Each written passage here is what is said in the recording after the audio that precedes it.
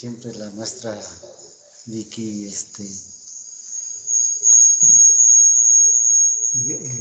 pues cuando ya vayan 60, 70, ya empezamos con la presentación del evento.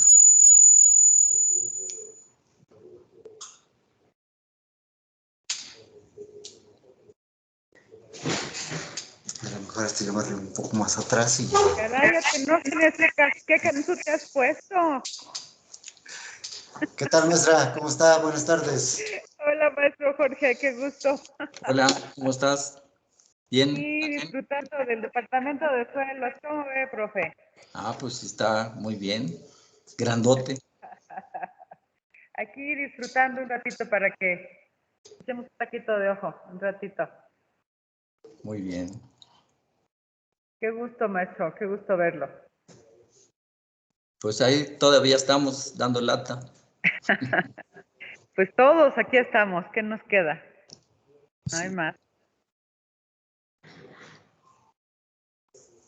Ya hay gente, ¿eh? Qué bien.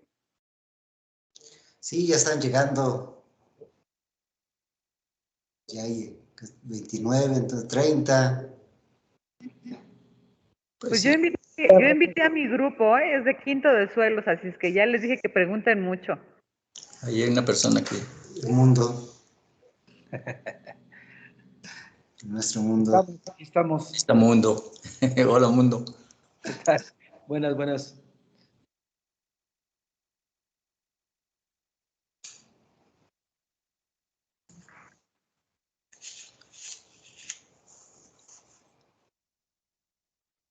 Yolotzin Díaz. Buenas. Son estudiantes que creo que no conozco muy Ya bien. no conocen, sí, son del quinto grado.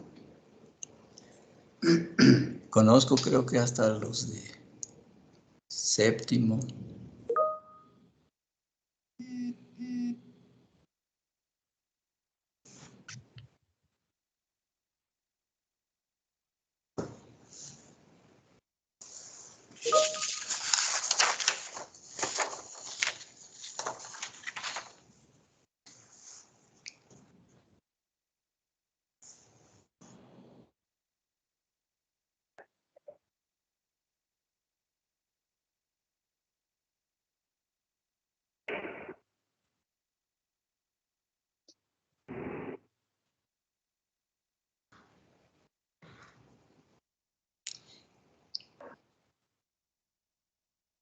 Mira, van 58.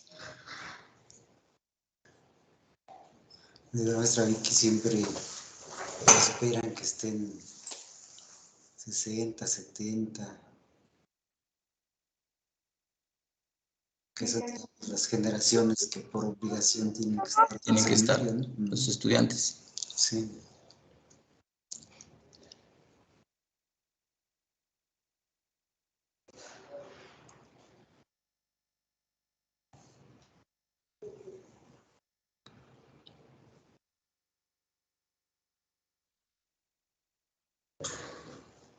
Lisette María. Yo tengo una prima que se llama Lisette María.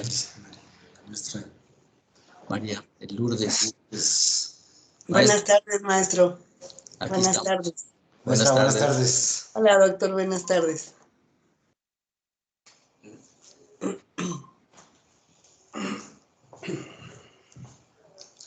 Dice que maestro podemos ir empezando, ya hay 70. Me parece bien. Muy buenas tardes. Buenas tardes. Estimada comunidad de agroecología, invitados, invitadas, vamos a iniciar esta sesión del Seminario Permanente de Actualización en Agroecología, engarzándolo como la vez pasada en la conmemoración del Día Mundial del Suelo, que se llevó a cabo el día domingo 5 de diciembre y que bueno, pues está en este contexto las contribuciones en la contribución especial que vamos a tener ahora. Vamos a contar con la participación del estimado maestro Jorge Duch Gari,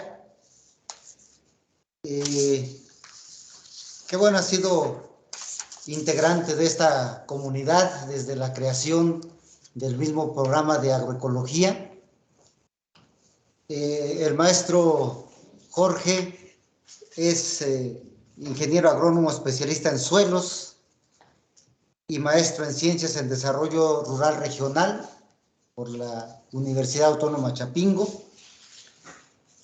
De 1971 al 79 participó en aquel Detenal, ahora INEGI, con trabajos de cartografía de suelos, el jefe de la oficina de agrología y responsable de la cartografía de uso potencial de la tierra. Como profesor investigador de la Universidad Autónoma Chapingo, desde 1973 a la fecha, pues ha participado en el Departamento de Suelos, en el sistema de centros regionales y, claro, en el Departamento de Agroecología. Ha ocupado diferentes cargos dentro de la universidad, se ha caracterizado por su contribución en el desarrollo universitario en diferentes áreas, como el patronato universitario, director de centros regionales, coordinador de la maestría en desarrollo rural, claro, en la dirección de agroecología, el departamento de agroecología, y también se ha caracterizado por su contribución a diferentes espacios del desarrollo universitario, como fundador del Centro Regional Universitario Sureste de Puyacatengo, Tabasco. También para la creación y dirección del Centro Regional Universitario de la Península de Yucatán. También autor e instalación también del proyecto para la creación, organización y funcionamiento del sistema de centros regionales. También en la creación de la carrera de zonas tropicales en Puyacatengo, Tabasco, y en la coordinación del proyecto del plan de estudios que actualmente se opera en el Departamento de Agroecología.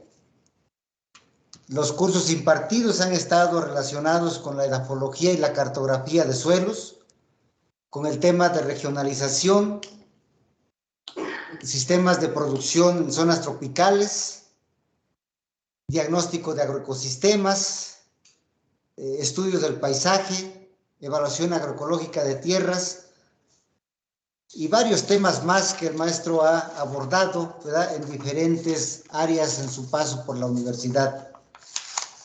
Es autor y coautor de diferentes libros y artículos científicos, como el proyecto para la creación, organización y funcionamiento de centros regionales, la conformación territorial del Estado de Yucatán, fisiografía del Estado de Yucatán, los bajos inundables de la península de Yucatán, el crecimiento foráneo, diagnóstico y perspectivas, bases y lineamientos de políticas para el desarrollo nacional de la universidad, y también el proyecto para la creación de la unidad regional universitaria del sureste. Son algunos de los rasgos de desarrollo del maestro Jorge Duch, y en esta ocasión nos va a hablar, ¿verdad?, de un tema también importante que ha desarrollado, que es sobre los saberes campesinos, sobre el conocimiento local, la tecnología agrícola tradicional, y ha titulado su conferencia como Contribuciones de los saberes campesinos a la enseñanza de la agroecología. Bien, los voy a dejar con el maestro Jorge Duch Gari con esta muy resumida presentación de su currículum, ¿verdad? Pero para dar espacio a que nos platique, ¿verdad?, sobre este tema importante que, como la vez pasada decíamos, es un pilar muy importante de la agroecología, que es sobre el conocimiento de las personas, las que trabajamos en campo. Pues, maestro, vamos a darle la palabra para que él nos haga favor de ilustrar con esta temática interesante. Adelante, maestro. Sí, muy bien, pues muy buenas tardes para todos. Como siempre, es muy satisfactorio poder estar aquí en este departamento, en este programa educativo. Y desde luego, bueno, han pasado varios años y conozco a muchos estudiantes, egresados, profesores, compañeros. Pero de todas maneras, un abrazo para toda la comunidad de agroecología, en el sentido de que les agradezco mucho por la invitación para poder participar en este seminario de actualización permanente que se ha establecido desde hace muchos años aquí en este departamento. Voy a platicar sobre los saberes campesinos y la enseñanza de la agroecología. Y mi primer comentario es hablar de lo siguiente. Digo yo que saber mucho de poco o poco de mucho es la disyuntiva de los saberes. Es decir, ¿qué queremos en última instancia de los saberes, en especial y en particular de los saberes campesinos? Y digo yo que saber mucho de poco y saber poco de mucho. Y a través de la plática voy a ir intentando, voy a leer un poco y voy a hacer algunos comentarios para tratar de ubicar cuál es la esencia de los saberes campesinos y cuál es la relación que hay con lo que es la enseñanza en las instituciones académicas de nuestra universidad. Pero antes de eso quiero señalar lo siguiente. Mi participación en el seminario de actualización permanente que se realiza en el Departamento de Agroecología los miércoles de cada ciclo escolar, la he acotado a dos temas derivados de mi experiencia de investigación en el estado de Yucatán: el conocimiento milpero tradicional y la nomenclatura maya de suelos. En ambos casos, mi trabajo ha tenido la oportunidad de fomentar la elaboración de varias tesis, tanto de posgrado como de licenciatura. Dos de ellas, por lo menos, son tesis que se realizaron aquí en el Departamento de Agroecología. Seguramente por razones de tiempo, que ya ha sido programado, no voy a poder abordar en esta plática, no voy a poder abordar los dos temas, pero aquí públicamente me comprometo a que a partir del próximo semestre se haga una programación para que yo les pueda hablar un poco sobre la nomenclatura maya de los suelos en el estado de Yucatán, que es un tema muy interesante, es un tema muy importante que, como les decía, al menos una tesis profesional de licenciatura se derivó de estas experiencias.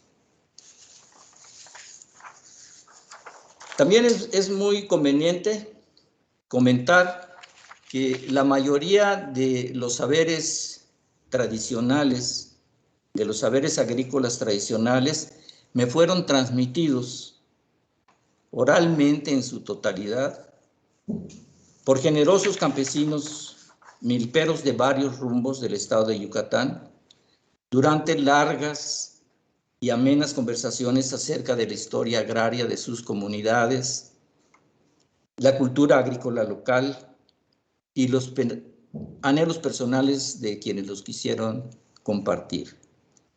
Y me resulta muy importante mencionar dentro de estas personas, recordar a los señores Antonio y Samuel Cámara, a don Adriano May, a don Pedro Eguán, a don Manuel Uc, a don Rufino Jau, y muy especialmente a Paulino Sima por su entusiasmo, sapiencia y gentileza en la ardua tarea de depurar los testimonios orales recibidos y transcribirlos al español. Entonces, esto de lo que voy a platicar hoy no hubiera sido posible si todas estas personas, y claro que son muchos más y que no acabaría yo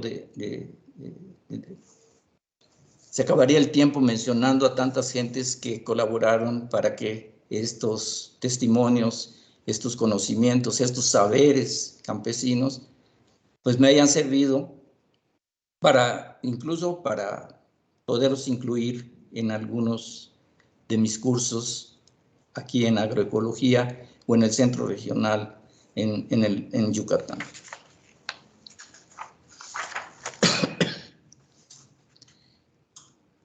Voy a dividir esta plática en más o menos 5 temas, poco a poco los voy a ir mencionando, pero el primero, quiero hablar un poco y de precisar un poco sobre la agricultura tradicional.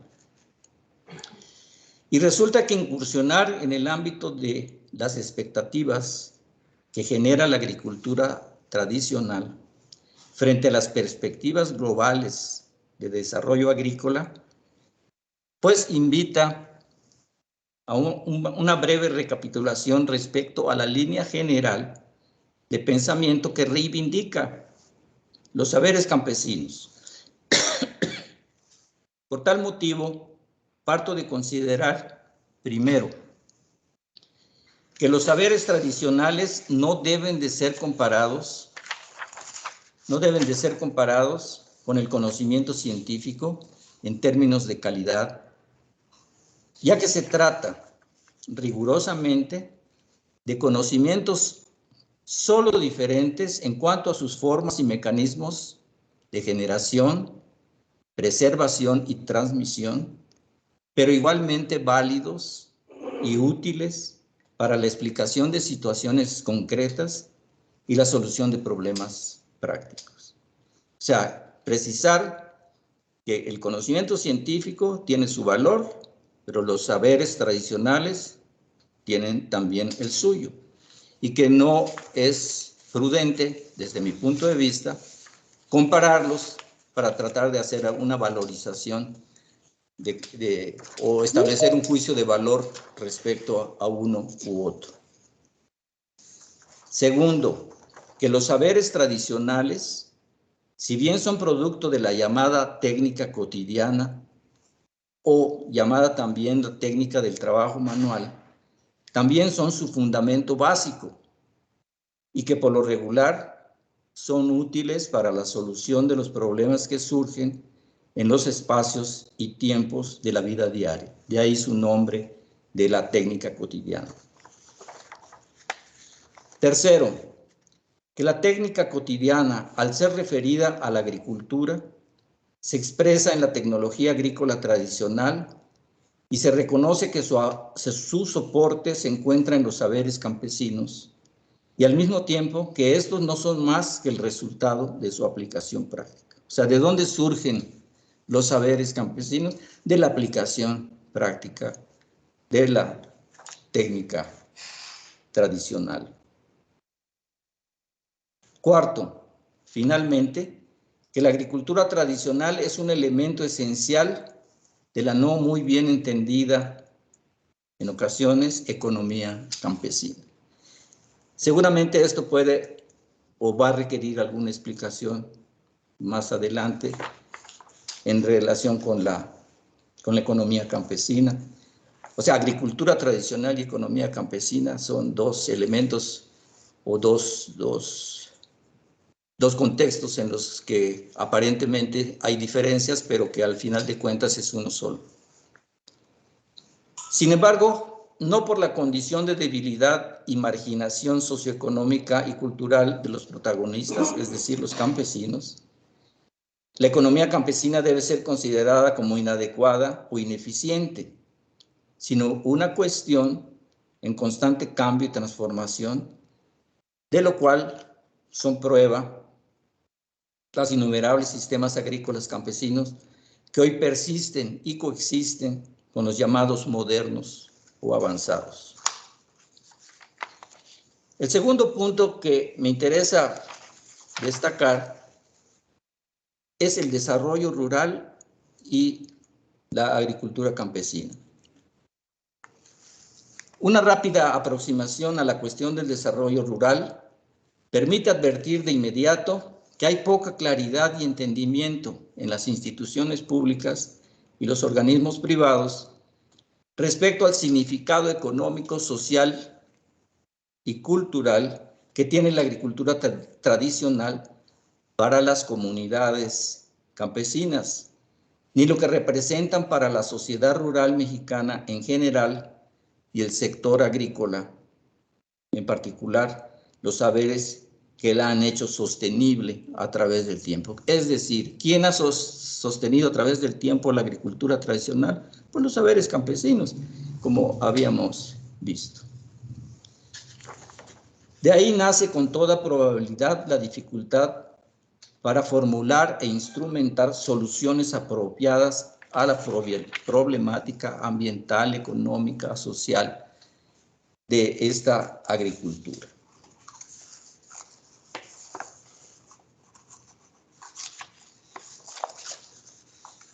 Para la población que realiza la agricultura milpera, para la población que realiza la agricultura tradicional, no es solo un sistema agrícola. Esa es la visión que yo tengo en el sentido que seguramente mucha gente también, muchos compañeros también comparten esta misma idea.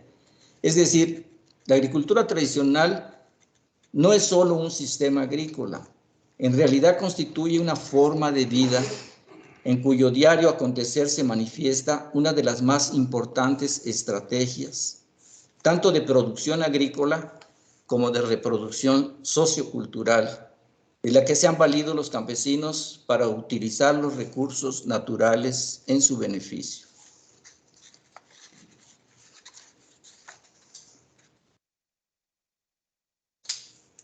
Además, la agricultura tradicional no solo se distingue por su carácter familiar, sino también por la existencia de una organización para el trabajo agrícola coherente en la escala de la comunidad.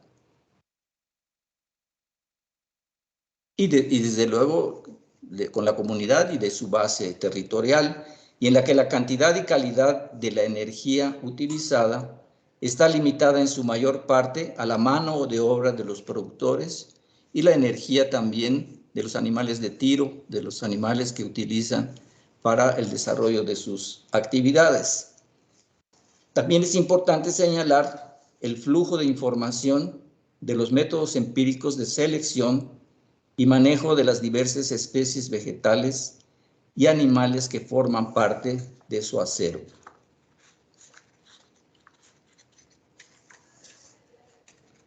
De las ideas antes expuestas y considerando que por lo regular los esfuerzos encaminados a fomentar el desarrollo de las comunidades rurales han generado resultados contrarios a los esperados, salta a la vista la importancia que reviste continuar los estudios de la agricultura tradicional. En mi caso, la agricultura milpera tradicional en Yucatán fue el tema de mis trabajos.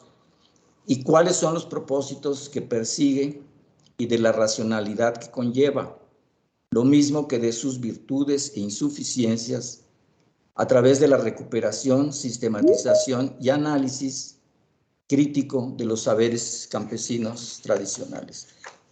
Y vale la pena señalar esto, que es importante, de hablar de la recuperación, sistematización y análisis crítico de los saberes campesinos tradicionales, porque tienen sus virtudes, pero tienen también sus insuficiencias.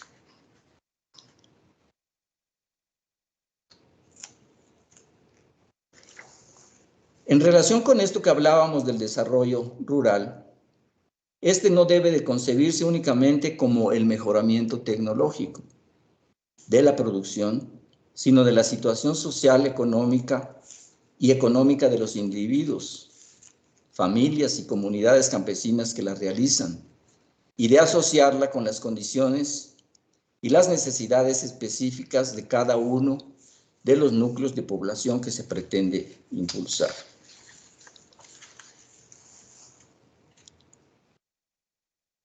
Como argumento, podría decirse que las comunidades campesinas poseen los elementos básicos para fomentar y procurarse su propio desarrollo.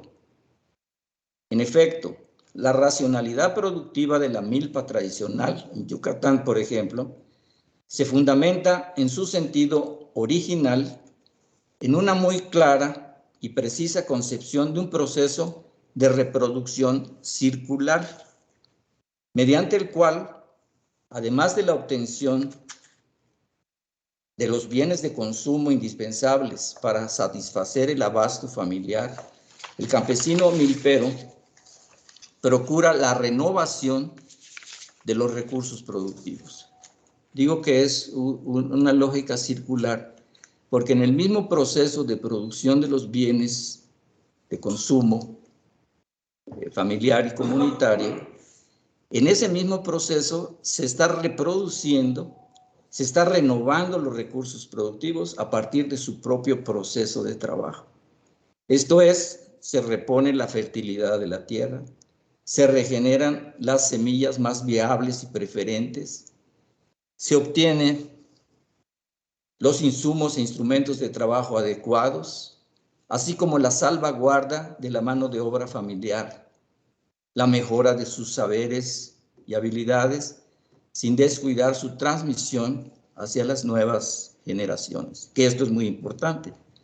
De ahí el nombre tradicional, porque es esta transmisión continua de estos saberes y habilidades a las generaciones que vienen en camino. En contraste, la racionalidad productiva empresarial reposa en un proceso de reproducción de carácter lineal, que se distingue porque los recursos productivos, por lo menos los más importantes o más abundantes, no se recrean en el proceso del trabajo mismo, sino que provienen del mercado. Además, los productos obtenidos en este proceso tampoco retroalimentan el consumo de los agricultores, puesto que su destino es, en primera instancia, la comercialización y la obtención de ganancias en términos monetarios. Y ahí es en donde viene este problema que mencionaba yo de cómo entender la economía campesina, en el sentido de que no se puede evaluar nada más en términos de costo-beneficio, de esa fórmula de costo-beneficio, porque la economía campesina, en la economía campesina interviene toda una serie de elementos mucho más importantes que no son estrictamente económicos, sino son ambientales y sobre todo culturales. Un tercer punto para platicar es seguridad y soberanía alimentaria. Considerando todo lo que he dicho anteriormente, puedo afirmar que los campesinos milperos de Yucatán han conseguido, a lo largo de muchos siglos de trabajo, apuntalar su seguridad y su soberanía alimentaria. Han logrado obtener no solo la cantidad necesaria de maíz para garantizar la alimentación de su familia y de su comunidad, sino las clases de maíz que han permitido también reproducir su cultura alimentaria. y sus tradiciones culinarias.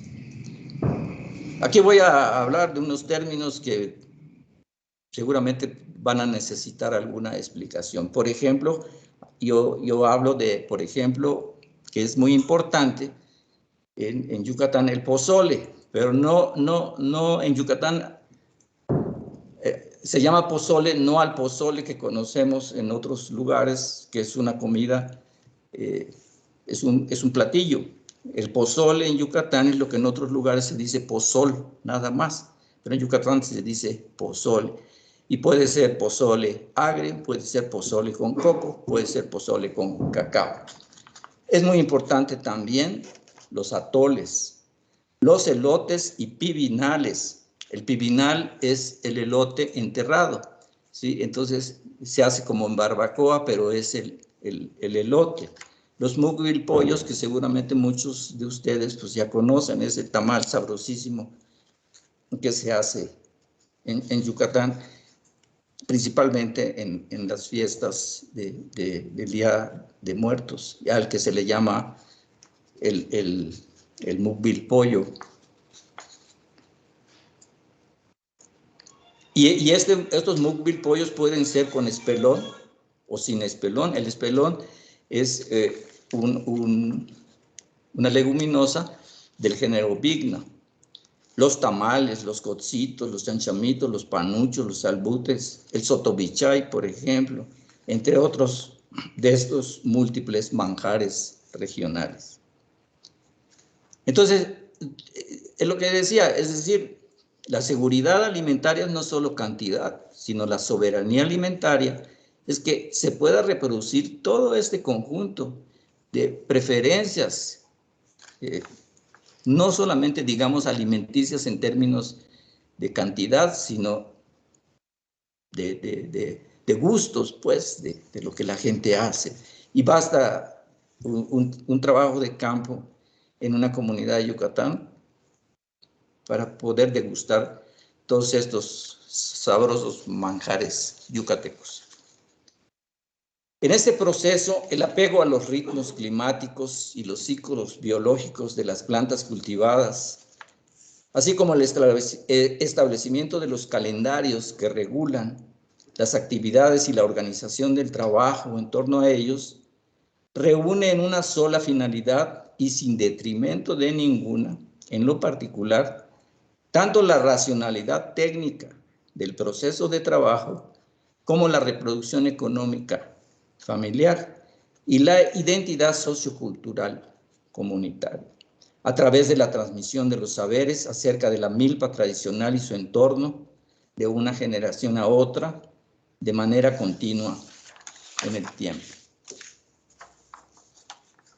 En ese mismo orden de ideas, algunas otras proposiciones respecto a la milpa tradicional reconocen que si bien pudiera ser mejorada con el uso de algunos insumos modernos, no siempre es indispensable cambiar su estructura y organización técnica por el enorme costo económico y sociocultural que esto representa. Lo más importante de esta consideración denota que la gran mayoría de las experiencias muestran, una y otra vez, que estas formas tradicionales de producción no deben de cambiarse debido a que aquellas consideradas más desarrolladas no pueden adaptarse a las condiciones ecológicas y culturales que ocupan las primeras. Siguiente punto es hablar un poco de los saberes milperos tradicionales y preguntarnos si tienen algo que ofrecer. En este marco de apreciaciones derivadas de los resultados obtenidos por diversos estudiosos de la agricultura campesina y la tecnología agrícola tradicional, se puede aseverar, sin temor a la equivocación, que el conocimiento empírico milpero tiene mucho que ofrecer, tanto en beneficio de la agricultura y el desarrollo rural de México, como de la enseñanza y la investigación agrícola, especialmente si se logra establecer un puente de comunicación entre el saber agronómico, la cultura productiva en el medio rural, y la ciencia y la tecnología modernas. En primer lugar, y en alusión a los saberes milperos, se puede decir que una de sus grandes virtudes es el manejo global y articulado de los conceptos relativos a los múltiples aspectos que intervienen en los diversos procesos agrícolas organizados en una misma unidad de producción familiar. Los campesinos milperos, hombres y mujeres, no solamente saben de los maíces que siembran en las milpas, saben también de calabazas, de ibes, de espelones, de lo que les hace bien y de lo que no. Saben del tiempo, de los calores, del comportamiento del temporal. Saben de las lluvias y sequías, de la canícula y las cabañuelas. Saben de maíces, frijoles, calabazas y chiles, de ciruelas, de zapotes y caimitos. Saben cuánto cuesta un jornal para tumbar un mecate de monte o para sembrarlo, y a qué precio se puede vender un marrano. Y saben cómo hacer una batida y cazar un venado y un jabalí, y cómo destazarlo. Saben, en fin, un mundo de cosas, pero saben, además, cómo están relacionadas unas cosas con otras. Y saben también cómo manejar el conjunto. Entonces, esta es una de las grandes virtudes que tiene el conocimiento campesino, porque no está fraccionado, se maneja de conjunto, pero también saben de una y de cada una de las cosas y saben cómo se relacionan entre sí y cómo se maneja el conjunto. Entre una de las anécdotas más importantes de una persona que ya mencioné, a don Antonio Cámara, un milpero excepcional, gran productor en una comunidad del sur de Yucatán. Al terminar el trabajo de campo, me dijo, ya sabes cómo se hace la milpa, me dijo. Pero me dijo, te voy a decir una cosa, yo prefiero ser panadero que ser milpero, porque a mí lo que me gusta es hacer pan. Y entonces, son cosas que a veces no se pueden precisar en un salón de clases o en una presentación. Por eso es muy importante el trabajo de campo.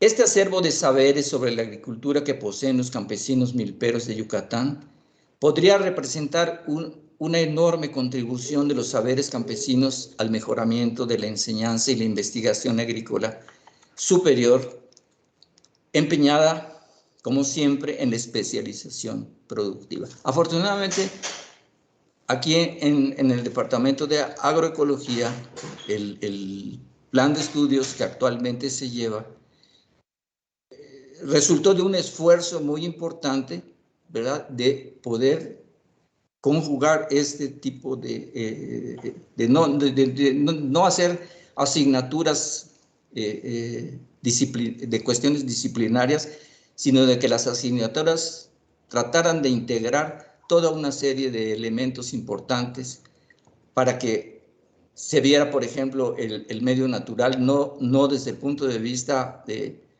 y no fraccionar a suelos, clima, sino ver el medio natural como un conjunto.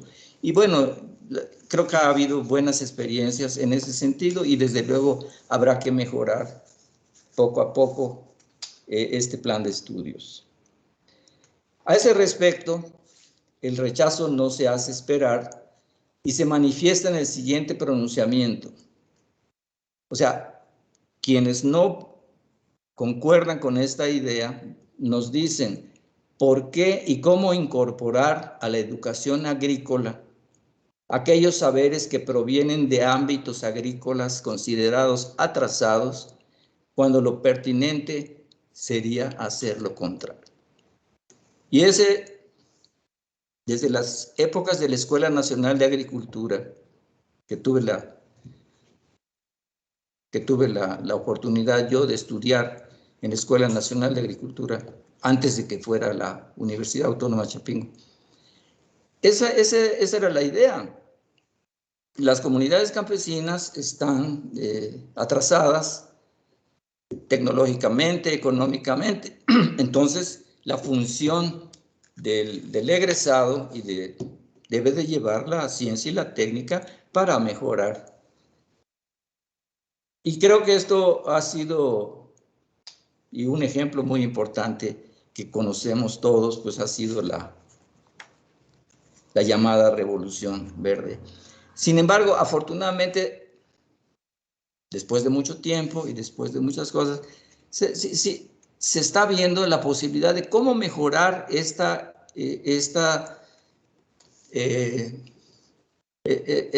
agriculturas que hay en todo nuestro país, sin tener que cambiar de tajo, sin tener que eliminarlas para introducir otras. Y ahí es un trabajo muy importante que yo digo que los agroecólogos deben de estar muy pendientes en esa situación, porque dado su nombre, agroecología, ¿cómo fusionamos la agricultura con los principios ecológicos? Es una de las... Y desde luego, no olvidar que quien hace esa fusión en la práctica es el campesino a través de sus técnicas. O sea, ni los principios agronómicos ni los fundamentos ecológicos se dan en abstracto. ¿Quién en la práctica los une? Pues el productor, el campesino, el milpero, a través de técnicas que hacen que pueda haber una unión armónica entre estos fundamentos agronómicos y estos principios ecológicos. En segundo lugar, puede tomarse como ejemplo la trascendencia de los calendarios agrícolas, ámbitos espaciotemporales que constituyen verdaderos acervos de conocimientos que expresan las decisiones individuales y de grupos sobre la marcha de los procesos agropecuarios. El estudio de los calendarios agrícolas tradicionales ofrece grandes enseñanzas con respecto a las condiciones ambientales, dentro de las cuales produce un determinado conjunto social, su relación con la fenología de las distintas especies cultivadas, sus requerimientos fisiológicos y ecológicos, la incidencia de plagas y enfermedades, así como las necesidades de organización para el trabajo agrícola, sea individual o colectivo. Y para el caso de una aplicación práctica se sugiere la confrontación de los registros empíricos de los factores físicos del medio con el conocimiento de los factores bióticos y el entendimiento de los comportamientos de los cultivares, con el propósito de definir posibilidades y restricciones agroecológicas para la producción agrícola en una determinada área. En tercer término, los saberes que conservan los productores respecto a los materiales genéticos que manipulan proporciona información valiosa y no solamente con relación al potencial productivo y hábitos de crecimiento de cada especie vegetal o sobre la adaptación de las plantas en cultivo, sino también en relación con los usos y costumbres de consumo y de la alimentación de los agricultores, aspecto que, a pesar de haber sido soslayado con frecuencia en los programas de desarrollo rural, es un valor sustancial en las comunidades campesinas de todo el país. Los saberes empíricos relacionados con el diseño y utilización de instrumentos para el trabajo agrícola y la aplicación de insumos locales marcan la pauta, finalmente, para estimar las posibilidades de intensificación de los procesos agrícolas, de incrementar la productividad de la tierra y particularmente la del trabajo, sin importar la tendencia que muestra la agricultura milpera tradicional de no necesitar de las grandes inversiones de mano de obra no reparar que haya que invertir mucha mano de obra durante el proceso productivo. De manera precisa, los saberes milperos contribuirán también a lograr un mejor entendimiento de las estrategias individuales, familiares y comunitarias para el acceso y usufructo de los recursos productivos, tierra, trabajo y capital, entendidos estos como la base material del sostenimiento de los núcleos de población rural y su desarrollo socioeconómico y cultural. Indirectamente, la sistematización de los saberes milperos podría aportar a la adecuada inserción de la enseñanza agrícola superior a la realidad agrícola del país, en lo que se refiere al contenido temático y los métodos didácticos, y de manera especial en lo que toca al aprendizaje de la lógica y dinámica de los procesos que involucran la producción agrícola. Lo anterior se apoya en la idea de que la práctica ha permitido percibir que el medio más simple para estudiar las actividades agrícolas continúa siendo el de ubicarse frente a los fenómenos reales en el universo de los campesinos y sentir la vida diaria de los agricultores, de sus familias y comunidades, lo cual no se aprende en la ortodoxia de la universidad.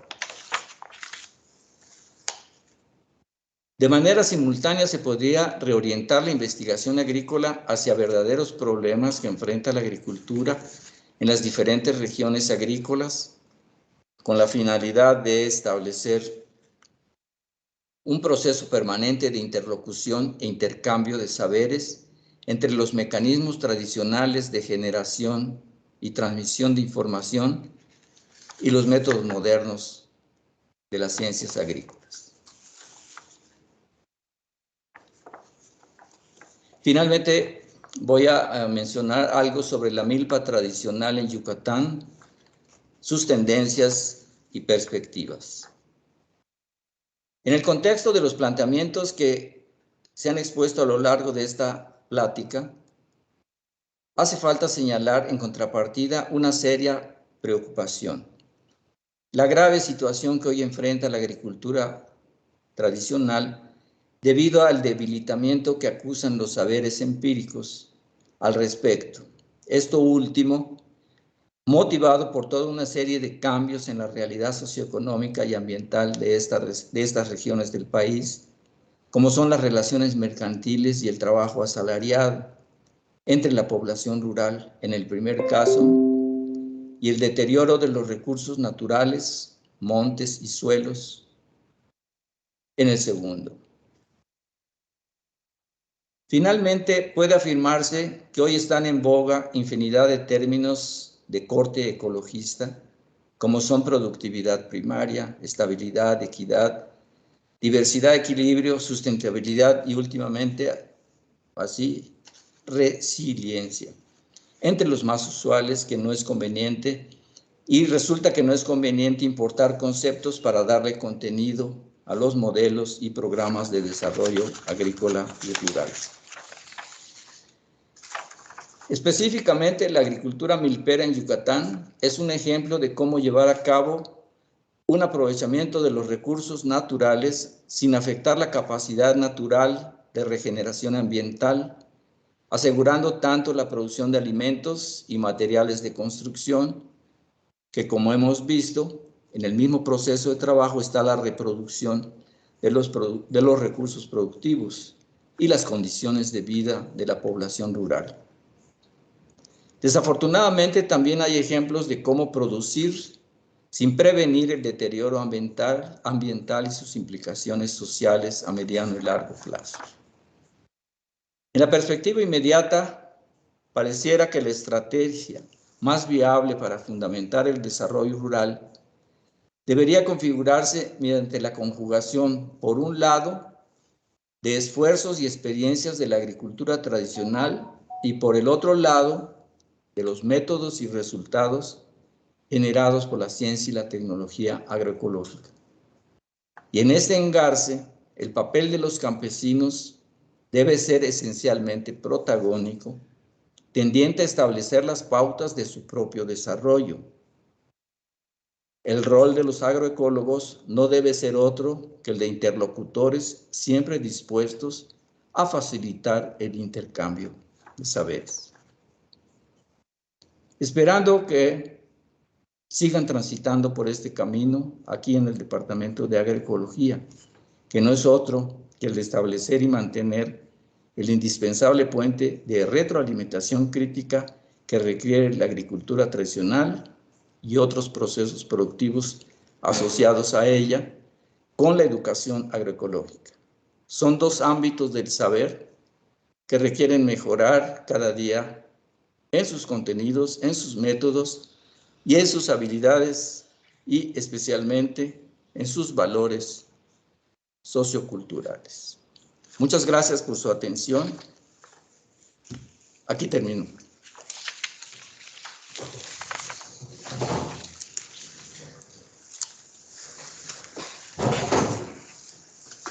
Muchas gracias, maestro, por esta excelente exposición. Es un gusto siempre, es un placer escuchar sus reflexiones, sus experiencias, sus aportes.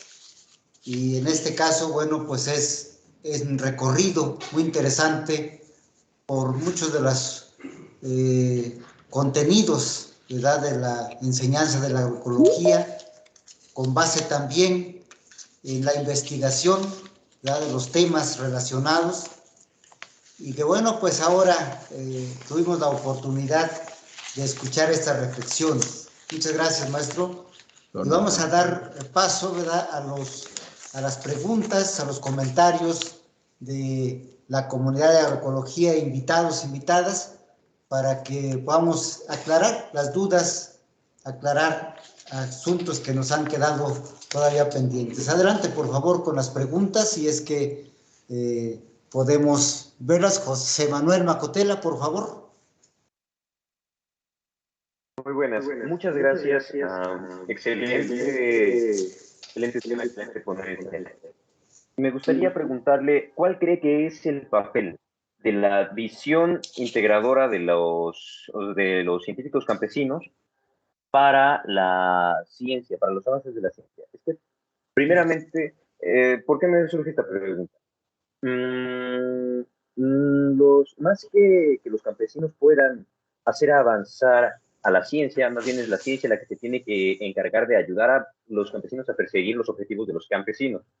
¿Y cómo cree que podríamos ayudar nosotros como agroecólogos haciendo uso de estas herramientas para ayudarles a alcanzar esos objetivos según la visión que ellos tienen para su futuro? Gracias.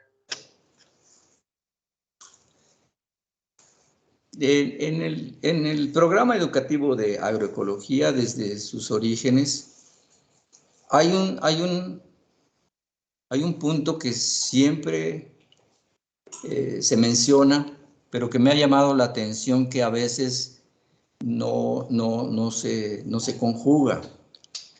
En el Departamento de Agroecología se habla mucho de esto, de incorporar.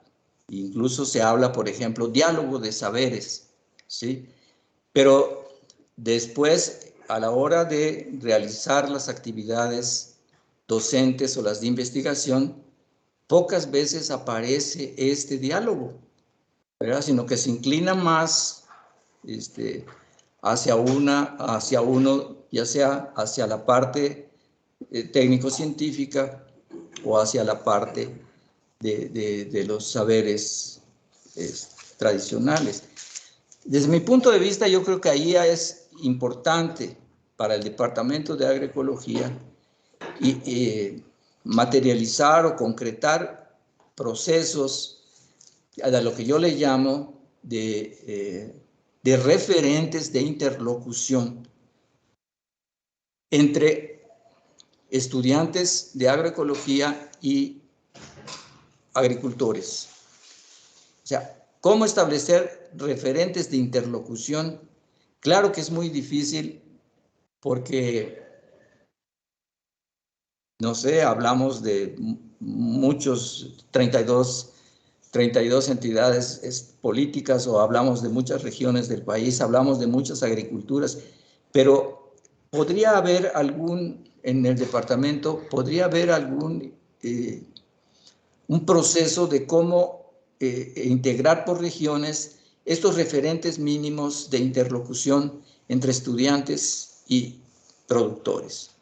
Entre otras cosas que yo he hecho, por ejemplo, yo tengo y pronto a lo mejor se va a poder publicar, un documento que se llama Referentes Mínimos de Interlocución entre estudiantes de agronomía y productores rurales. Y entonces trato yo en este artículo de traducir, de acuerdo a lo que ya había dicho anteriormente, de los conceptos que tienen, por decirles algo, en términos de relieve, en términos de suelos. Por ejemplo, que los estudiantes, que podamos establecer en Yucatán es el caso. Por ejemplo, si los campesinos hablan de un suelo y le dicen Boxlum, que los estudiantes sepan al menos qué quiere decir Boxlum, ¿sí? Y no que digan que es un litosol, como dice la clasificación de la FAO, sino que los estudiantes sepan que Boxlum está definido de acuerdo a los agricultores yucatecos de esta manera, no de acuerdo como lo define la FAO, ¿sí?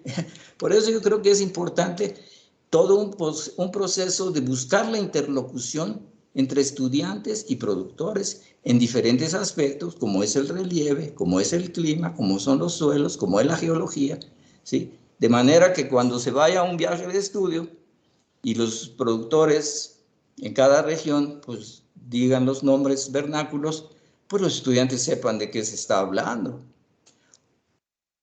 Es muy difícil, muy complejo el proceso, pero a lo mejor una tarea de ese viaje de estudios es recabar información de ese tipo para poder... Bueno, eso es lo que yo pienso. No sé si contesto tu pregunta. Gracias, maestro. Vamos a dar la oportunidad al maestro Alejandro Hernández, que también tiene levantada la mano. Adelante, maestro.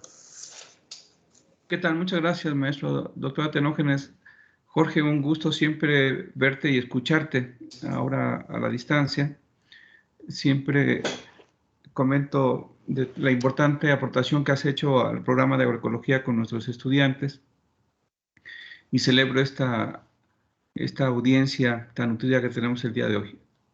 Gracias, abrazo a la distancia, Jorge.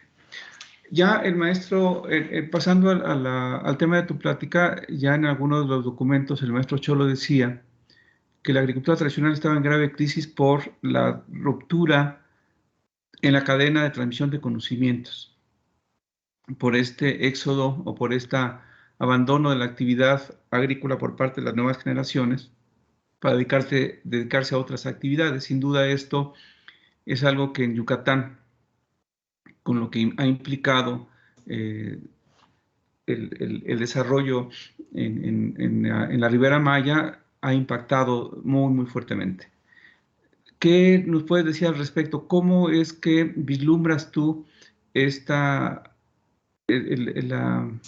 reparar este asunto que día con día se siente cada vez más?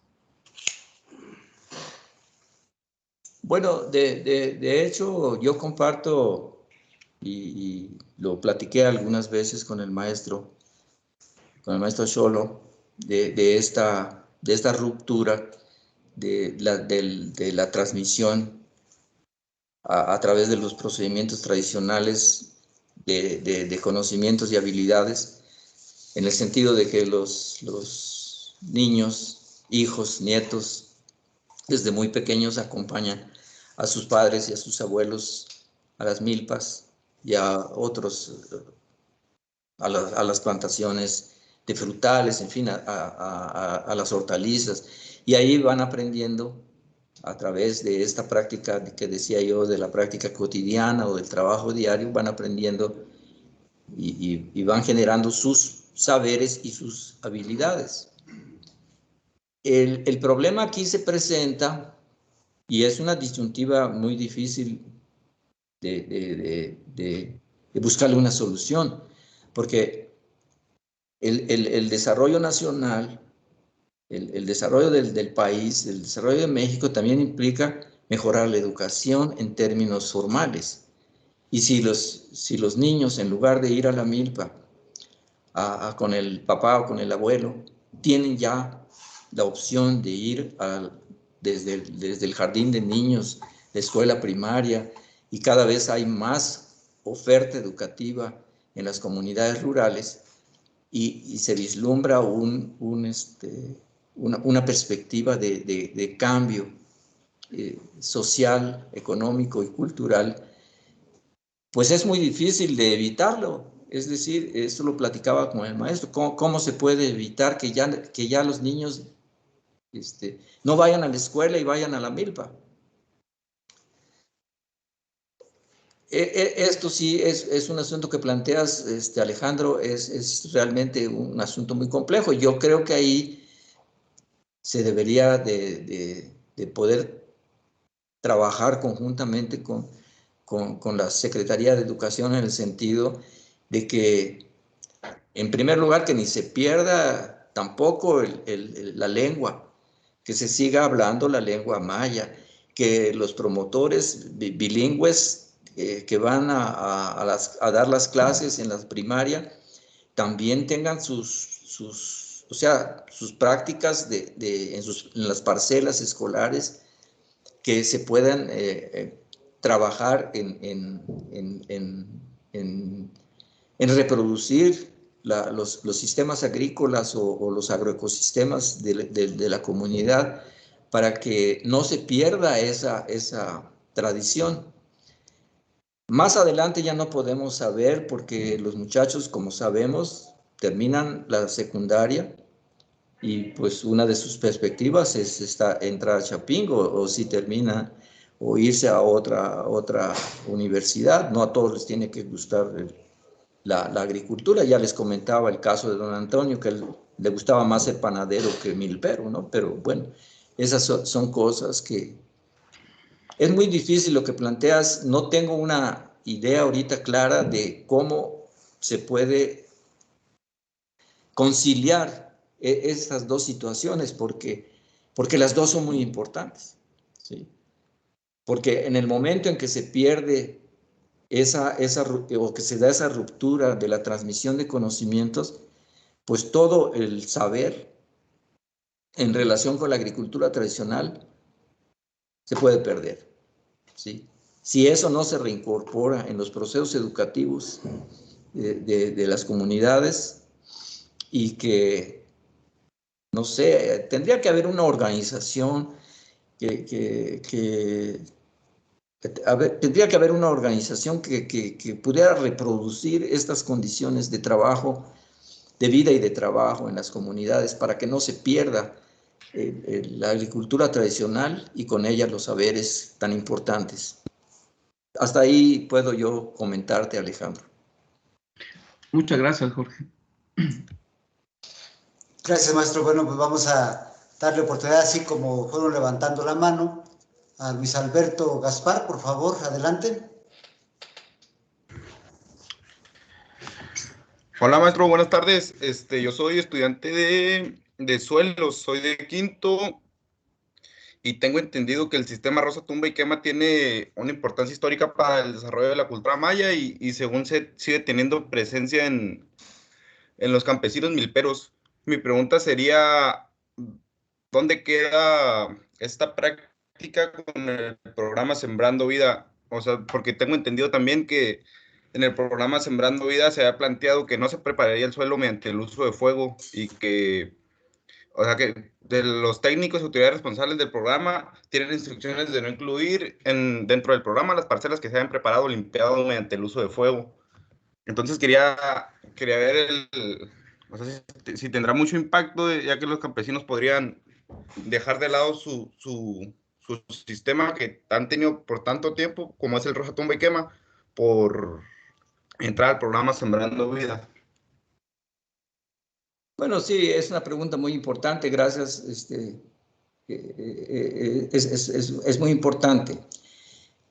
Un poquito de historia en el sentido de que originalmente toda la agricultura, podríamos decir, en todos los ámbitos y regiones del mundo, siempre hubo el fuego como un elemento importante. Tal vez allá por las zonas de la Mesopotamia o por el Nilo no fuera así, porque había otros elementos para la recuperación de la fertilidad de la tierra. Pero ubicados en las áreas tropicales y en Yucatán, el problema del uso del fuego, hasta donde yo pude saber y pude indagar y pude trabajar con los campesinos milperos, aun cuando se le buscaba una explicación científico-técnica, el fuego lo que hace es al quemar la vegetación, restituir cenizas y nutrientes al suelo, eliminar los propágulos de semillas de malezas. Tenía todo un elemento científico-técnico que era válido para sostener el uso del fuego como parte del sistema que así se llamó, Rosa Tumba y Quema. Sin embargo, con el tiempo, el crecimiento poblacional y el no crecimiento de la dotación ejidal fueron, bueno, antes de eso quiero decir que de acuerdo con los campesinos, que tal vez no hablaban de estas virtudes científico-técnicas, ellos hablaban de que era la forma más sencilla y más fácil de limpiar un terreno. ¿Sí? O sea, si después de tumbar la vegetación de 1 hectárea, ¿cómo vamos a sembrar toda esa hectárea? Y entonces, de acuerdo con lo que han platicado los campesinos, me decían, pues el fuego era la forma más sencilla y más barata de eliminar esos troncos de árboles y ramas y todo. Tal vez no tanto, porque ahí se acumulaban los nutrientes y se eliminaban los propágulos de las malezas. Entonces, bueno, esto durante mucho tiempo fue como una forma para limpiar los terrenos de una manera rápida, sencilla y con todos los riesgos, desde luego, de las quemas y las propagaciones de los fuegos. Dicho esto, lo que estaba yo comentando es el crecimiento poblacional en todos los ejidos milperos. ¿Qué fue lo que ocasionó? Crece la población, pero no crece la dotación ejidal. Y entonces se va reduciendo la superficie que puede ser recuperada mediante el descanso de la vegetación, el llamado barbecho, para que se reponga la fertilidad del suelo durante 12, 15, 25 años, que era lo que tardaba, ¿verdad?, en crecer la vegetación para que recuperara, como decía yo hace un rato, la fertilidad de la tierra. El crecimiento poblacional y el no crecimiento de la dotación ejidal obligó a la gente, como dice, a la migración o al salto tecnológico. Y entonces empezaron a elaborar otro tipo, ¿verdad?, de propuestas para no tener que quemar después de la primera quema.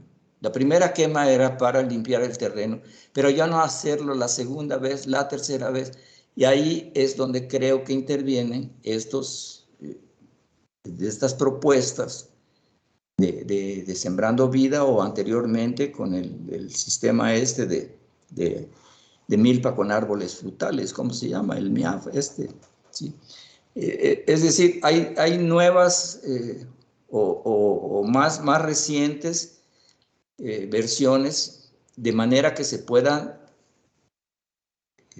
recuperar la fertilidad de la tierra y hacerlo de una determinada manera que al mismo tiempo se pueda sembrar los cultivos básicos, maíz, frijol, calabaza, y ir creciendo frutales, como ya existen ejemplos en Yucatán de estas actividades. Por ejemplo, en el sur, en ciertos planes, mucho antes que esto de Sembrando Vida, pues hubo hubo proyectos para desarrollar la fruticultura en el sur del estado de Yucatán, particularmente en toda esta área de Oxcuscap, en el sentido de que Oxcuscap es un centro comercial importantísimo de la fruticultura, no solamente de Yucatán, sino prácticamente de toda la península y incluso del país, ya que aquí llegan todos los productos. Yo creo que eso es una cuestión que no se va a resolver de un día para otro. O sea, ¿cómo conciliar la necesidad de tener alimentos básicos y lo que plantea este programa de Sembrando Vida con frutales y maderables? Yo creo que es un proceso que lo van a ir aprendiendo, lo van a ir desarrollando y lo van a ir mejorando los propios campesinos, ¿sí? Y ahí yo lo que digo desde hace un rato, que el papel de los agroecólogos debe de facilitar la interlocución entre los campesinos y los coordinadores de estos programas, ¿sí? Que le hagan caso a los campesinos de sus saberes y que no se impongan ciertas cosas que pueden no ser apegadas a la realidad. Y entonces mi respuesta es de que esto no es un proceso que se va a resolver con la 4T, ¿verdad? A lo mejor hasta la 10T, por ahí se encuentre alguna solución a este problema. Se tiene que ir aprendiendo a conciliar esas visiones. No se puede resolver el problema imponiendo una. Creo que ese es, y ahí dejaría mi respuesta.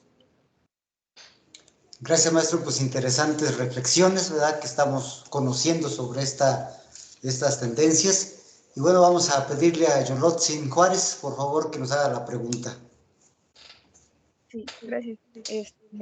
Pues ahora sí que con su plática he recordado pues varias cosas, ¿no? De la península, que existen muchas tecnologías y tácticas, como nos menciona, que surgen a través del ingenio, a pesar también a lo mejor de tantos retos climáticos, de suelo, de organización social, y por eso mi duda va hacia pues esta parte de cómo fue el proceso desde su experiencia para involucrarse con la comunidad, con las personas, para que tuvieran la confianza, ¿no? De compartirles sus saberes, o si hubo experiencias previas para esto, algún trabajo anterior, o cuál fue el reto de realizar este trabajo, ya sea de la milpa o con la nomenclatura de suelos que mencionó.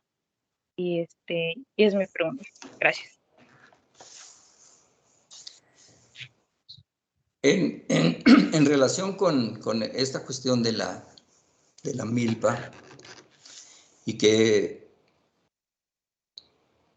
bueno, posteriormente fue el tema de la tesis que realicé para el grado de maestría en Ciencias en Desarrollo Rural, y precisamente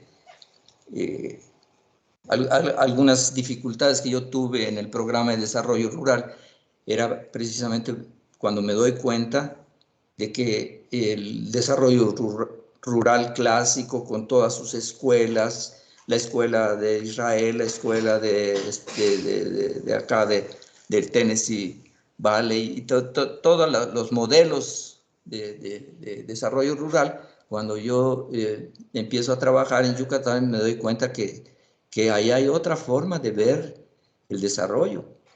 Y entonces empiezo a trabajar con viajes de estudios, con campamentos de trabajo, con estudiantes de aquí de la universidad, campamentos de trabajo que hacíamos en los meses de vacaciones, pero con grupos interdisciplinarios, de fitotecnia, de suelos, de zootecnia, de parasitología. Y entonces,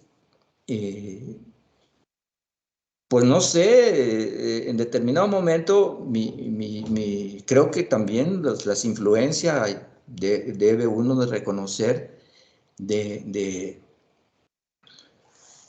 maestro Cholo, que cuando éramos estudiantes nos decía: tú lo que tienes que aprender es eso que ahora está de moda, ya se hizo famoso, eso de aprende a ver cómo masca la iguana. Sí, que era ese elemento que el maestro Cholo nos inculcaba de decir, fíjate en lo que hace la gente, ¿sí? Y hacía preguntas, ¿por qué crees que este señor puso esta planta aquí?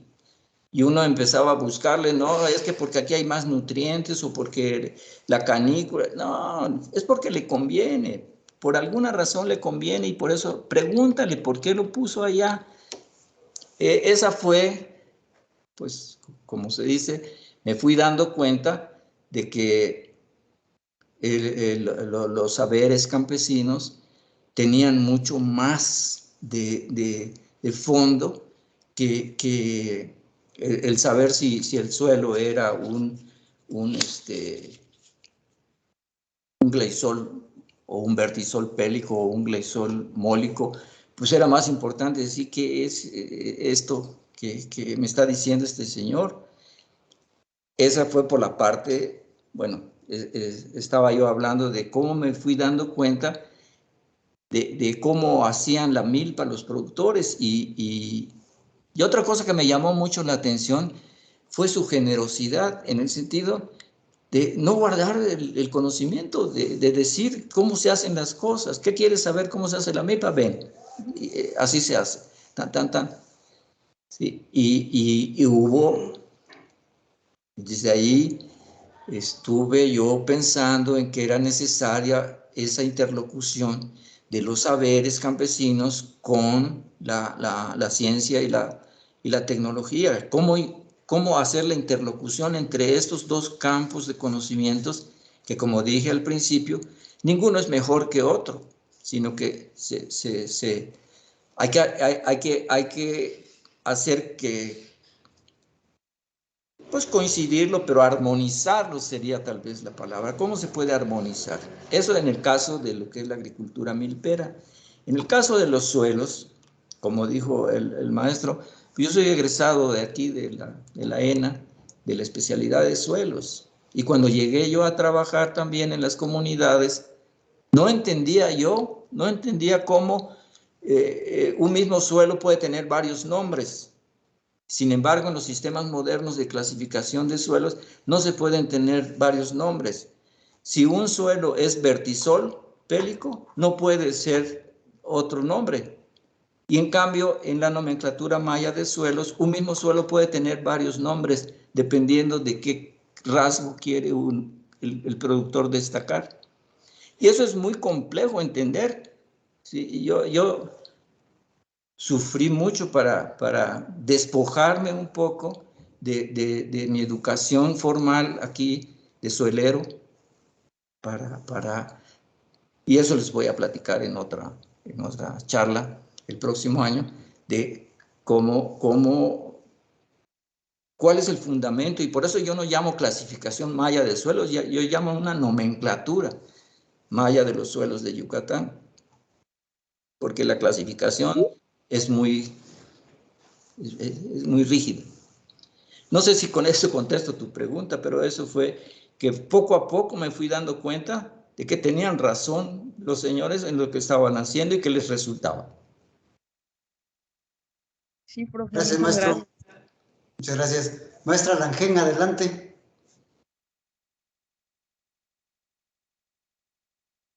¿Ya se fue Langen? Maestra Langen. Buenas tardes, ¿sí me escuchan? Sí. Adelante. Sí, justamente, Jorge, ya no sé si plantear la pregunta. Yo te quería comentar si nos podrías compartir. Bueno, yo me tomé la libertad de invitar a mi grupo de 5º año de suelos, porque le estoy dando clase en este semestre justamente, y de manera fortuita quedó dentro del horario de mi clase. Entonces yo les dije, muchachos, vamos, tenemos mucho que aprender, y justo era lo que te quería preguntar. ¿Cómo le hiciste tú, como egresado, como ingeniero agrónomo especialista de suelos, para romper ese molde que no hemos logrado romper en suelos? Y creo, te aseguro que Tenógenes también lo sabe perfectamente. Tenemos una cuestión, una formación muy técnica que les queremos dar a nuestros estudiantes y muy enciclopédica. Queremos que salgan conociendo así, pero todo, mucha teoría, a lo mejor muy poca práctica. Y al momento de enfrentarse con las comunidades, con los productores, ¿qué hacer?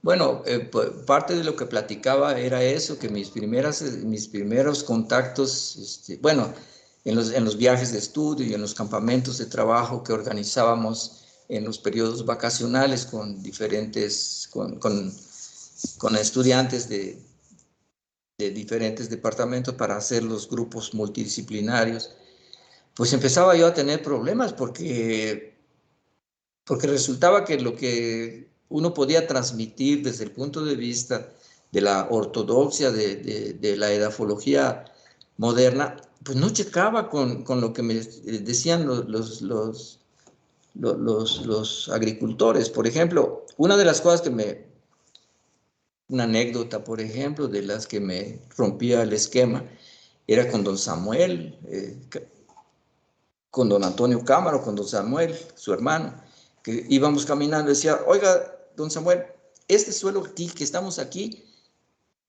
¿cómo se llama? Y don Samuel me decía, este es un cancap. El cancap es un nombre maya que identifica a un tipo de suelo o a varios tipos de suelo. Y yo no entendía por qué un mismo nombre podría servir para identificar a varios tipos de suelo. Y entonces le volvía yo a preguntar, bueno, este es el cancap, ¿y el eklum cuál es? Ah, este también es el eklum. Entonces me empezó a entrar así una angustia tremenda de que yo no estaba entendiendo nada y de que mis conocimientos de edafología no me estaban resolviendo el problema de qué es lo que me quería decir don Samuel. Hasta que después de no sé cuántas pláticas con él y con don Antonio, entendí que la nomenclatura maya de suelos no es un sistema de clasificación rígido, sino es un conjunto de nombres, ¿verdad?, que identifican a un suelo allá en Yucatán, dependiendo de cuál es el elemento importante en ese momento. ¿Por qué es cancap? Porque es un suelo que es profundo, que es de color café rojizo, es plano, no tiene piedras, por ejemplo. Y entonces, ¿por qué se llama cancap, pero también se llama eglum? Ah, porque se llama eglum porque la parte más superficial, porque el estrato más superficial del suelo es más oscuro, y ek en maya es oscuro, y lum en maya es suelo, o sea, y es que en maya, por ejemplo, cap y lum, que son los sufijos para identificar a los suelos, pero eso lo va uno aprendiendo conforme estás allá, platica y platica y platica, hasta cansar a los señores generosos, ¿verdad? Y no logré cansarlos. Me cansaba, creo que yo, antes que ellos, y me volvían a explicar y me volvían a explicar. Y eso lo aprendí también para ser maestro aquí, no cansarme dando clase. No, así fue la gente. ¿Y cuál sería tu recomendación ahorita que estamos en pandemia? Que los muchachos no tienen posibilidad de hacer viajes de estudio, que las actividades no son presenciales. Ellos, desde su localidad, desde donde se encuentran ahorita, ¿qué podrían hacer? Lo que podrían hacer es que se hicieran, esto puede ser una oportunidad de esos que se presentan, ¿verdad? Que a veces las crisis generan oportunidades, en el sentido de que en sus comunidades traten de ser interlocutores, de hacer esos referentes de interlocución. O sea, y eso los maestros Atenógenes lo saben muy bien porque él trabajó mucho eso de las tierras campesinas. Y en ese sentido, de que en sus comunidades vayan con la gente y que les vayan explicando cuántos tipos de suelo o clases de suelo hay y cómo se llaman, ¿sí? Y después tratar de relacionarlo con los sistemas modernos de clasificación, que así se llaman, ¿verdad? Como que si la clasificación es la síntesis final de todo el conocimiento. Pero yo les recomendaría que hicieran pues una recopilación de las clases de suelos que hay en sus comunidades y qué nombres tienen y por qué se llaman de esa forma, ¿sí? Mira, a través de la historia uno sabe que la principal característica en todas las culturas y en todos los pueblos del mundo, el color del suelo fue lo principal, ¿verdad? Y por eso el suelo que se llama Ando, en japonés es suelo negro. ¿Y por qué el Chernozem en Rusia? ¿Por qué? Porque Cherno es negro y Sembla es tierra. ¿Y por qué en Yucatán se llama Boshlum o Eklum? Porque es lo mismo, Lum es tierra, como Sembla es en ruso, en maya es Lum. Y así en cada comunidad, yo supongo que si los muchachos platican con los agricultores, les van a explicar no solamente las características que tienen los suelos para llamarlos de una determinada manera, sino también los van a llamar de determinada manera según su valor productivo, ¿sí? Cosa que no tienen los sistemas de clasificación, ¿sí? Por más que se quiera decir, ¿cuál es mejor, el vertisol o el lubisol? Eso no lo dice el sistema de clasificación y los campesinos sí lo van a saber. Entonces, que hagan un inventario en sus comunidades de qué tipos de suelos hay, o clases de suelos, o de tierras, como normalmente se llama en las comunidades, más que suelo se llama tierra. Que hagan esos inventarios, que cómo se llaman esos suelos, por qué se llaman así y qué valor tienen en términos de su productividad. Yo creo que eso es lo que podrían hacer ahorita en la pandemia. Muchas gracias, Jorge. Gracias, maestro. Pues no hay nadie más anotado para las preguntas. Ojalá que puedan animarse a plantear, ¿verdad? Pero bien quiero recordar, ¿verdad? El tema de usted que nos planteó al principio. ¿Nos habló mucho de poco o nos habló poco de mucho? Y si para saber mucho de poco hay que saber poco de mucho, porque nos habla de la clasificación de suelos y nos da datos técnicos interesantes, y entonces me da la impresión, ¿verdad?, de que hay que hacer las dos cosas, saber mucho de poco y también poco de mucho. ¿Cuál sería la reflexión, maestro? Antes, por favor, Juan Pablo Secundino, si nos das una oportunidad, y ahorita te damos la palabra. Gracias por estar aquí. Bueno, yo por eso puse saber mucho de poco o poco de mucho es una disyuntiva, y finalmente pues eso va a depender también de... Y ponía yo los ejemplos de cómo los campesinos milperos tal vez saben mucho de poco, pero son valoraciones muy subjetivas también, porque yo les explicaba cómo saben de cuestiones económicas, cuestiones de trabajo, cuestiones ambientales, cuestiones de botánica. Entonces saben mucho, tal vez de poco, pero saben mucho. Y a mí me gusta eso.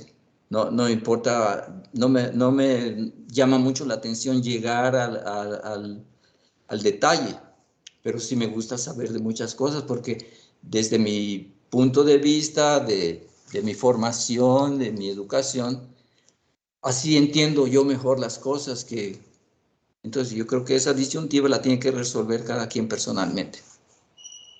Gracias, maestro. Ahora sí, maestro Juan Pulido.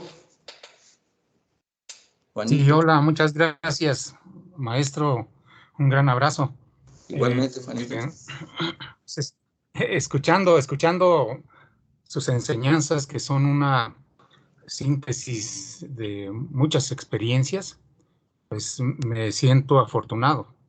Me gustaría tener un escrito de todo lo que ha dicho, como para darle varias repasadas y seguir aprendiendo.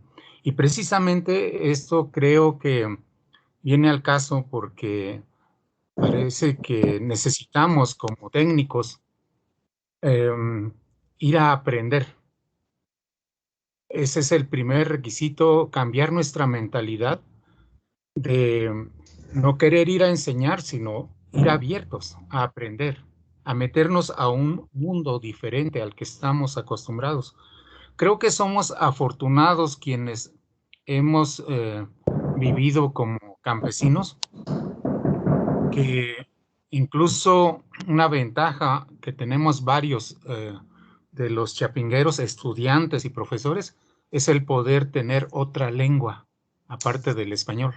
En mi caso, mi lengua materna es el purépecha, y he podido usar esa ventaja que en algún tiempo el origen étnico era, digamos, algo que nos exponía al bullying, ¿no? La misma, en algunas escuelas, en Chapingo ya no tanto, pero éramos tan plurales que pues eso era una convivencia bonita, ¿no?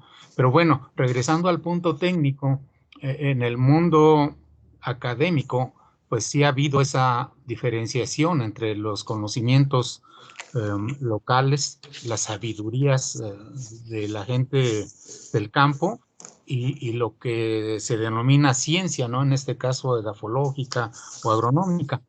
Para mí ha sido una ventaja muy buena el poder utilizar mi lengua nativa para hacer investigaciones acá en mi región, en Michoacán. Estoy en el centro regional de Chapingo, acá en Morelia, y bueno, el poder conocer que eso que usted nos comentó, que la percepción del medio natural de los agricultores o campesinos es así, integrado. Y me he llevado una sorpresa, he escrito algo al respecto, ¿no? Sobre todo sobre el conocimiento del paisaje en una comunidad purépecha que me sorprendió, aún teniendo pues varios elementos del posgrado y demás, el reconocer que me dieron una lección. Por ejemplo, abrimos un pozo edafológico y yo pues hablando ahí de los andosoles y demás, en mi idea, ¿verdad? Llevando un conocimiento y los puse a que me compartieran qué percepción tenían del perfil del suelo. Me dieron una gran lección.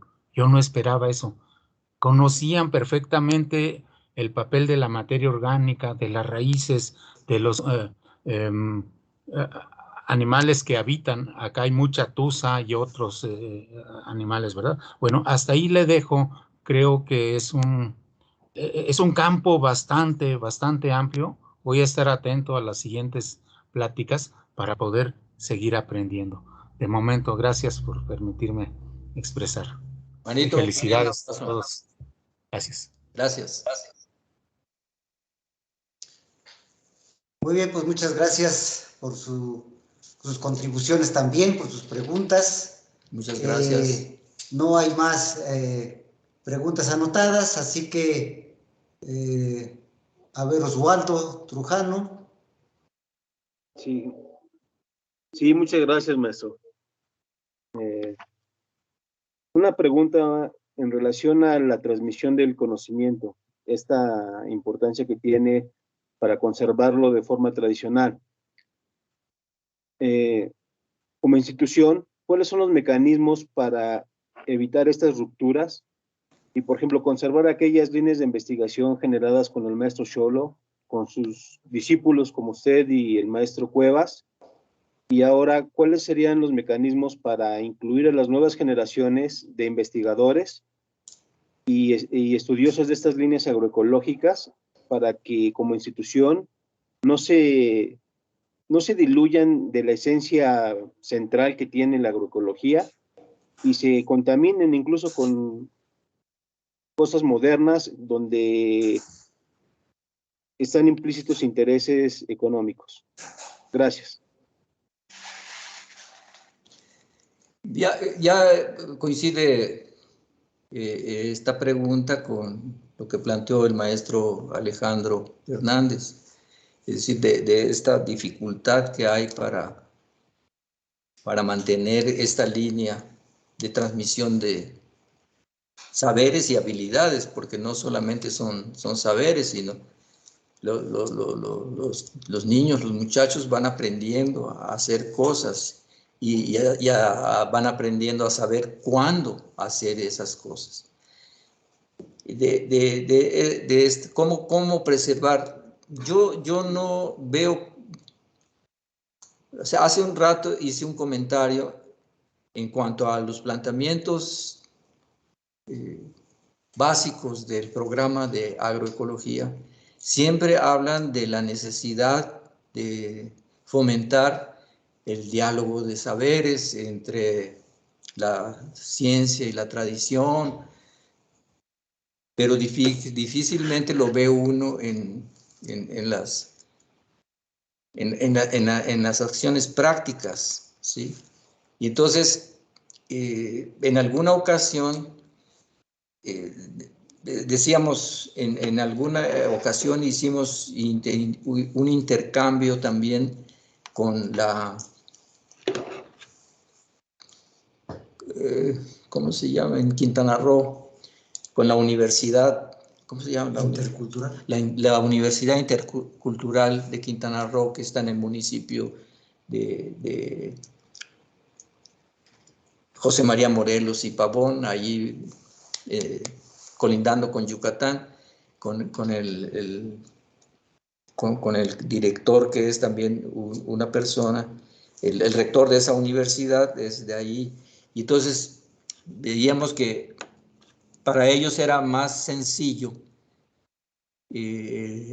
fomentar ahí en la Universidad Intercultural de Quintana Roo, en José María Morelos, porque la mayoría de los estudiantes, en su gran mayoría, son de ese municipio o de ese estado.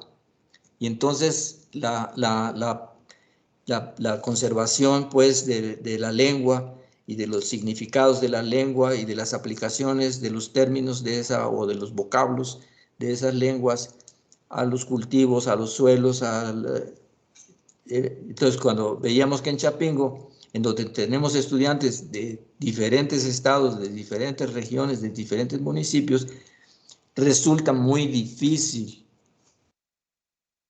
Por eso creo que, como es muy difícil y muy complejo, por eso yo lo que recomendaba es que en el Departamento de Agroecología hubiera un programa que fomentara esto de establecer los referentes básicos o mínimos de interlocución, ¿verdad? De que los estudiantes, así como le comentaba yo a la maestra Langen, de qué pueden hacer los estudiantes de suelos cuando estén en sus comunidades, que recaben información, ¿verdad? ¿Cómo le llaman ellos? Y ya después aquí vemos al suelo que en tal lugar le dicen barrial, aquí es un gleisol, ¿sí? Pero que se sepa que hay una relación de manera que los estudiantes puedan hacer esas interlocuciones.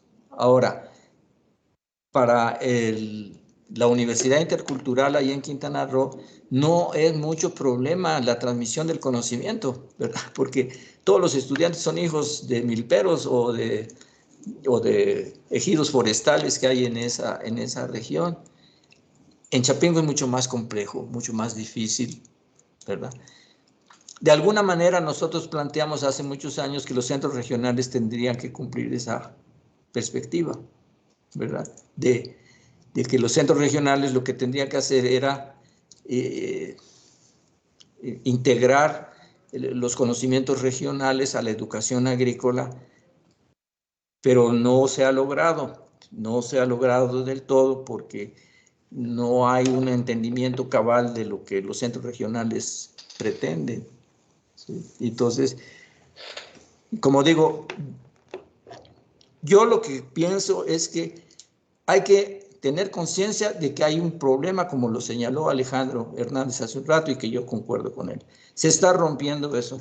Hacemos conciencia y entonces no se puede tener una solución de un día para otro. Hay que trabajar sobre eso. Hay que trabajar sobre cómo ir atenuando esa ruptura. Y allí en Quintana Roo, elegido en la Universidad Intercultural, no me acuerdo ahorita, su apellido es May, del rector. Eso es lo que están haciendo, eso es lo que están haciendo. Entonces, esos muchachos van a salir graduados de ingenieros agrónomos o de ingenieros en salud, pero van a seguir sabiendo cómo trabajar una milpa o sabiendo trabajar un área forestal. O sea, no sé si para Chapingo es un poco difícil esto por la diversidad de los estudiantes que llegan a un departamento y entonces se concentra y se unifica toda esta enseñanza como se ha hecho en cada uno de los departamentos.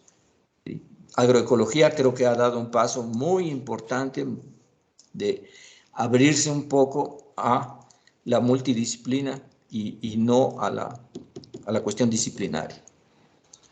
Entonces, bueno, es complicada la pregunta, muy interesante. Eso es lo que yo puedo contestar hasta ahorita.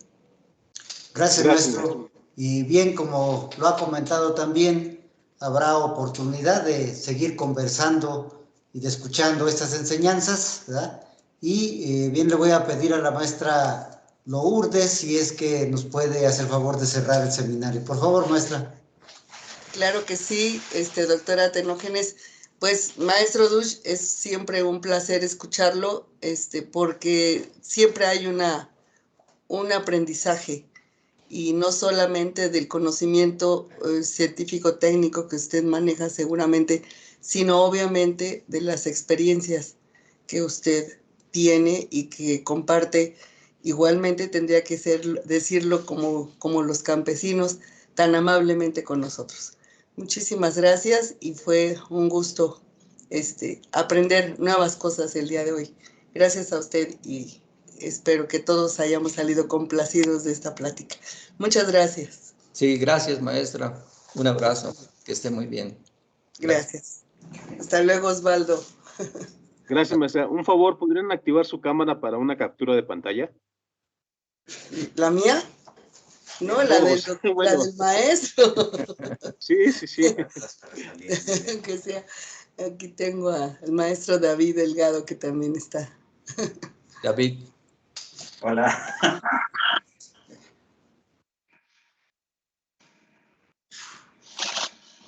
El bozal. Se ve muy raro el bozal. Laura. Sí. Maestro, gracias. Muy buena la plática. Gracias. Muchas gracias. Ya. ¿Listo? Listo. Una más. No se mueva, maestro David. Es que está agachado. Ya. Muchas gracias. Un fuerte abrazo. Gracias, maestro. Un placer, ¿verdad? Y como abrazo. siempre, muy satisfactorio estar aquí en agroecología. Gracias. Muy a gusto. Listo. Listo, maestro. Y muy